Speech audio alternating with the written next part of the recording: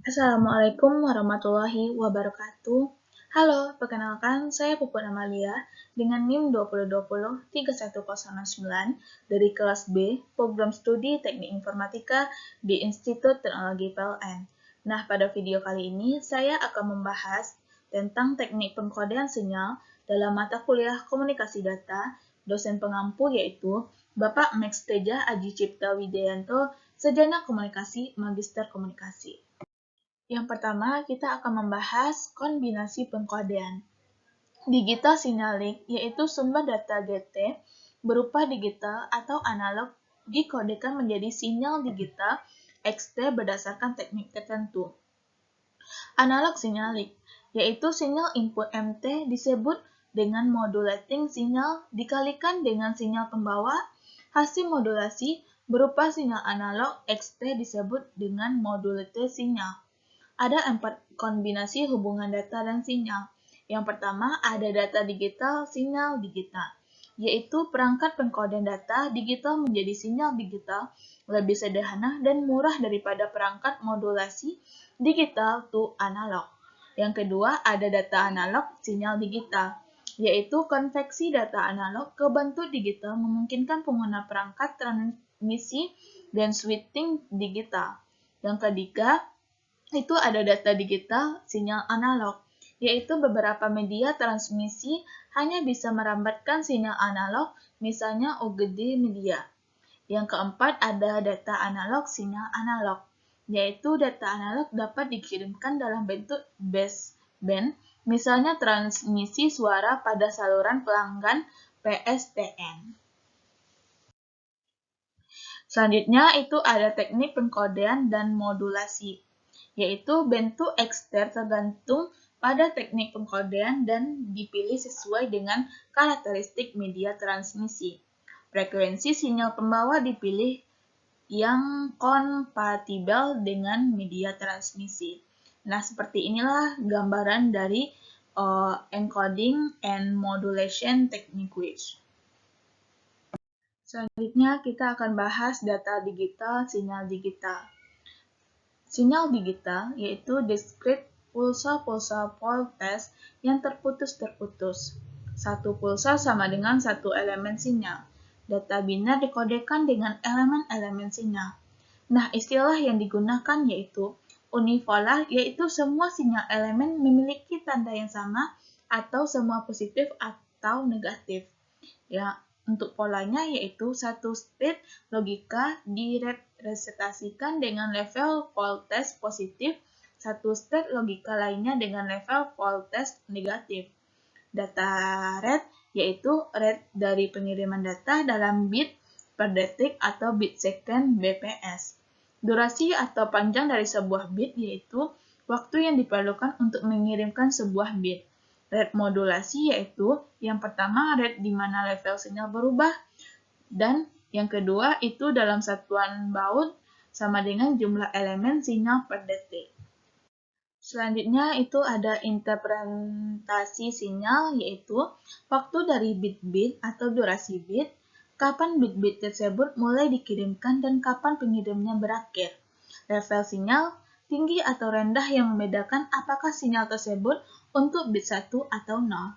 Faktor yang mempengaruhi kesuksesan menginterpretasikan sinyal yaitu sinyal to noise ratio, data rate, bandwidth. Selanjutnya, teknik pengkodean.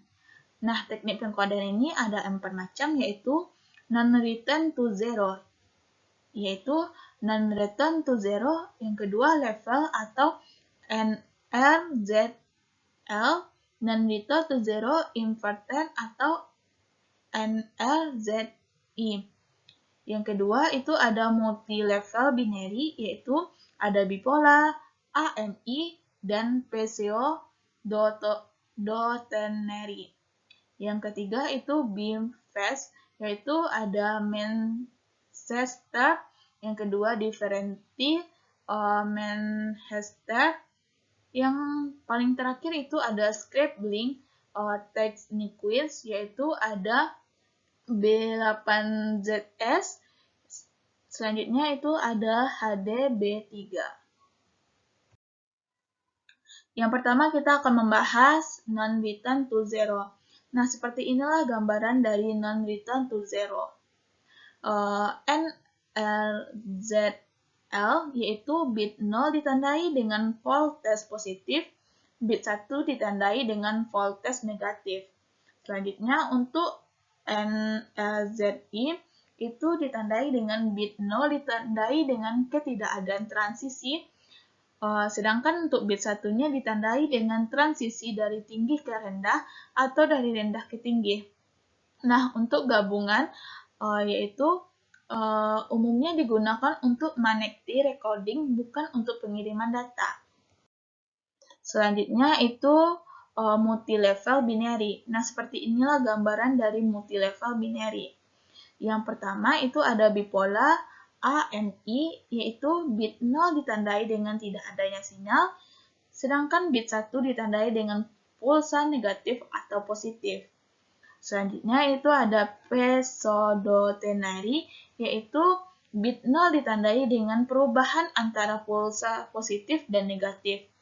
Sedangkan bit satunya ditandai dengan ketidakadaan sinyal 100 11 000 11. Manchester, yaitu transisi terjadi di tengah dari setiap periode bit. Transisi tersebut berperan sebagai waktu dan data. Nah, bit 1 ditandai dengan transisi dari rendah ke tinggi, sedangkan bit 0 ditandai dengan transisi dari tinggi ke rendah. Nah, digunakan oleh IEEE 802.3. Nah, untuk diferensial Manchester, yaitu transisi sama, tetapi hanya berperan sebagai waktu saja. Nah, transisi pada awal periode, bit menandakan bit 0. Tidak ada transisi pada awal periode, bit menandakan bit 1. Termasuk skema pengkodean diferensial yang menggambarkan daripada level. Nah, digunakan oleh IEEE 802.5. Nah, seperti inilah gambaran dari Manchester encoding dan differential Manchester encoding.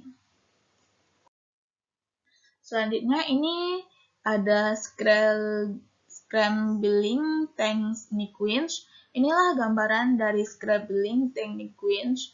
Ada bipolar AMI, B8ZS, HD, B3. Seperti inilah gambarannya.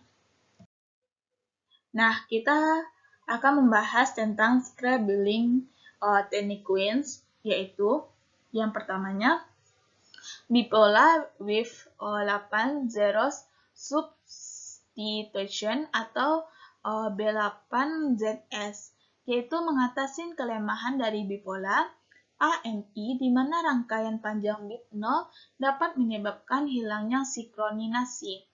Jika deretan 8 bit 0 terjadi dan pulsa voltage yang mendahulunya positif, maka deretan tersebut dikodekan sebagai 000 plus min 0 min plus. Jika deretan 8 bit 0 terjadi dan pulsa voltage yang mendahulunya negatif, maka deretan tersebut dikodekan sebagai 000 min plus 0 plus min. Selanjutnya, scrambling technique 2, yaitu high density bipolar 3 zeros dalam kurung HDB3, yaitu berdasarkan bipolar AMI merubah deretan 4 bit 0 dengan 1 atau 2 pulsa. Yang pertama, urutan deretan 4 bit 0 pertama kali diset menjadi 000F Fort, di mana Fort adalah Validation bit atau di pulsa voltage sama dengan pulsa voltage bit 1 sebelumnya. Yang kedua, untuk deretan 4 bit 0, selanjutnya diset menjadi B00V, di mana B adalah blank full set yang bernilai plus atau minus, yang merupakan valid bipolar sinyal, atau jika full set voltage 1 sebelumnya plus, maka B adalah medan sebaliknya. Selanjutnya kita akan membahas data digital sinyal analog. Modulasi yaitu proses mengkombinasi sinyal input MT dan sebuah sinyal pembawa atau carry dengan frekuensi FC untuk menghasilkan sebuah sinyal di mana bandwidth ditentukan oleh VFC. Sistem telepon umum yaitu 300 Hz sampai 340 Hz menggunakan modem atau modulator demodulator. Nah, untuk teknik pengkodeannya yaitu amplitude shift keying atau ASK. Selanjutnya binary frequency shift keying atau BFSK. Yang terakhir itu binary phase shift keying atau BPSK. Nah, seperti inilah gambaran dari data digital dan sinyal analog. Nah, yang pertama kita akan membahas amplitude shift keying, yaitu untuk bit 1, ST sama dengan A cos 2 bit VC ST. Untuk bit 0, ST sama dengan 0 VC atau sama dengan frekuensi pembawa, batasan pengguna sampai 1200 bps digunakan oleh syarat optik. Nah, selanjutnya itu ada binary frequency shift keying, yaitu untuk bit 1 ST sama dengan A cos atau 2 fit. Untuk bit 0 ST sama dengan A cos dalam kurung 2 fit V2T. F1 dan F2 adalah offset dari frekuensi VC. Batas penggunaan sampai 1200 bps. Nah, digunakan untuk radio berfrekuensi tinggi dan LAN yang menggunakan kabel koaksi. Nah, selanjutnya ada binary phase shift keying. Untuk bit 1, ST sama dengan A cos atau dalam kurung 2 fit VST. Untuk bit 0, ST sama dengan A cos 2 fit VST plus V. Atau ST sama dengan min A cos dalam kurung 2 fit VST. Selanjutnya kita akan membahas data analog sinyal digital, yaitu digitalisasi merubah data analog ke data digital. Data digital dapat ditransmisikan dengan menggunakan NRZL atau teknik lainnya. Data digital dapat juga dikonversikan ke sinyal analog. Konversi analog ke digital menggunakan alat yaitu codecs. Teknik yang digunakan di codecs yaitu yang pertama full set code modulation, yang kedua delta modulation. Kita akan membahas PSM yaitu full set code modulation, yaitu perubahan dari analog ke digital diawali dengan pengambilan sampel-sampel analog yang kontinu baik dari faktor waktu dan amplitudo, atau disebut dengan supply dari pulse amplitude modulation PAM samples. Nah, setiap sampel ditentukan binary kodenya. Contoh, lihat gambar di sebelumnya. Yaitu setiap sampel diambil setiap 1/2B detik, di mana 2B adalah data rate dari PAM sampel tersebut. Setiap sampel analog ditentukan nilai levelnya, misalnya dari 0 sampai 16. Setiap sampel direpresentasikan dengan 4 bit berdasarkan nilai PAM yang dibulatkan ke bawah atau disebut dengan coefficient code number. Semakin tinggi bit pada saat penerimanya, kualitas perubahan dari sinyal digital ke sinyal analog aslinya setara dengan pengirim dalam bentuk sinyal analog itu sendiri. Skema PCM ini diperbaiki dengan pengodean tidak linear, atau lihat slide selanjutnya sebagai contoh, di mana jarak pembagian level tidak sama. Nah, yaitu terutama untuk sinyal dengan amplitudo yang rendah. Selanjutnya kita akan membahas DM atau delta modulation, yaitu teknik alternatif selain VCM. DM juga mengambil sejumlah sampel analog setiap detik yang ditentukan TS, transcase yang digunakan untuk mendekati input analog ke bentuk sinyal. Nah, digunakan sebuah nilai level kuantitas pada setiap interval level. Output strike-cast function bernilai tinggi atau naik melambangkan bit 1 atau rendah dalam kurung turun melambangkan bit 0 berdasarkan nilainya. Nah, output dari fungsi tersebut adalah deretan bilangan biner. Pada saat diterima, deretan bilangan biner tersebut digunakan untuk membuat strike-cast function untuk penerima. Output dari strike-cast function diperhalus dengan fungsi integral atau diinputkan ke low-pass filter untuk menghasilkan sinyal analog yang mendekati sinyal aslinya. Contoh lihat di slide sebelumnya, yaitu untuk slide sampel, fungsi strike-cast naik atau turun berdasarkan nilai konstan sehingga direpresentasikan oleh sebuah bit atau 1 dan 2. Jika nilai sampel tersebut melebihi nilai fungsinya, maka bit 1 yang dihasilkan sebaliknya. Nilai strike-cast function selalu berubah searah dengan input analog dari setiap sampel. Selanjutnya kita akan membahas data analog, sinyal analog. Nah, seperti inilah gambaran dari modulasi analog. Kenapa? Frekuensi yang lebih tinggi membuat pengiriman data lebih efisien. Untuk frekuensi division, multiplexing, atau dibahas terpisah. Nah, untuk teknik modulasi analog yaitu amplitudo, frekuensi, dan phase. Nah, perbedaan antara modulasi amplitudo dan modulasi sudut. Yang pertama kita akan membahas modulasi amplitudo, yaitu modulasi yang paling sederhana. ST sama dengan 1 plus NA di XT cos 2 V VST, yaitu cos 2 VST adalah carry, ST adalah sinyal input atau data, NA sama dengan indeks modulasi, 1 sama dengan komponen DC yang mencegah hilangnya informasi, sedangkan MT sama dengan NAXT.